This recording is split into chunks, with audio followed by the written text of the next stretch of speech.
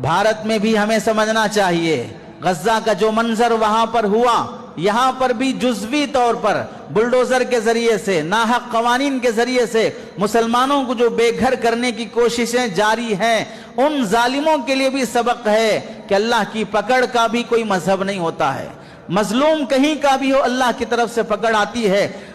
America के जुल्म को देखकर अपने जुल्म से बाज आ जाना चाहिए, वरना फिर इंतजार करना चाहिए खुदा की बेआवाज लाठी के पड़ने का, जिसके बाद उठने की कोई हैसियत बाकी नहीं रहती है। आफत किसी पर भी हो, इंसान खुश नहीं होता है, मगर खुश होने वालों को बख्शा भी नहीं जाता है।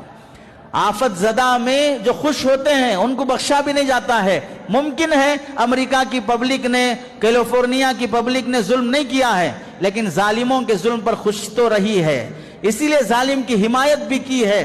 तो फिर ऐसी सूरत में हमें समझना चाहिए कि गज्जा में भी इंसान बसते थे, अमेरिका में भी इंसान बसते हैं। अगर गज्जा के इंसानों पर रहम आया होता तो अल्लाह की तरफ से भी अमेरिका के इंसानों पर रहम होता, लेकिन वहां रहम नहीं आया तो फिर यहां भी रहम नहीं किया जाएगा। ये तो सिर्फ घरों को आग लगी है, गिने चुने इंसान मरे हैं। वहां 46,707 लोग शहीद हो चुके हैं। इंसानों पर आफत आती तो क्या होता? माल गया तो फिर वापस आ सकता है, जान गई तो फिर वापस कहां से आएगी?